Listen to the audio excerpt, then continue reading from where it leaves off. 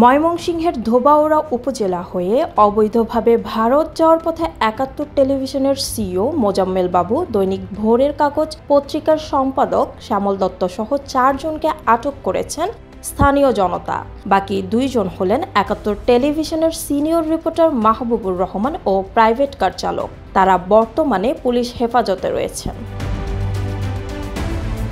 বৈষম্য বিরোধী ছাত্র জনতার আন্দোলনকে কেন্দ্র করে হত্যা, গণহত্যা ও নির্যাতনে উস্কানি দেওয়ার অভিযোগে তারাসহ মোট ৫৩ জনের বিরুদ্ধে আন্তর্জাতিক অপরাধ ট্রাইব্যুনালে অভিযোগ দাখিল করা হয়েছে। এর মধ্যে ৩০ জনই সাংবাদিক। গত ২৯শে আগস্ট আন্দোলনে নিহত রিয়ানের বাবা আব্দুর রাজ্জাক আন্তর্জাতিক অপরাধ ট্রাইব্যুনালের তদন্ত সংস্থায় এই অভিযোগ দাখিল করেন। ইডেন বে কক্সবাজার সমুদ্র সৈকতের উপর নিজেদের একটি ঠিকানা। মাত্র ৫ লাখ টাকায় আপনিও হয়ে যেতে পারেন এই হোটেলের মালিক। ইডেন বে, a concern of ভাইয়া হোটেলস।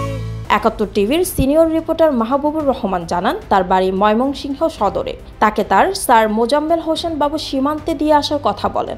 তারপর তাকে নিয়ে আসার পথে ১০টি মোটরসাইকেল তাদের পথ রোধ করে। তাদেরকে আটকিয়ে কিল-ঘুষি দিয়ে তাদের কাছে থাকা টাকা পয়সা সবকিছু নিয়ে যায়। এ ব্যাপারে ধোবাউড়া থানা থেকে জানা যায়, তাদেরকে সাধারণ জনগণ সীমান্ত এলাকা থেকে আটক করে সকাল ৬টার দিকে ধোবাউড়া থানা পুলিশের হাতে সোপর্দ করে। আটক ৪ জন বর্তমানে পুলিশের হেফাজতে রয়েছেন।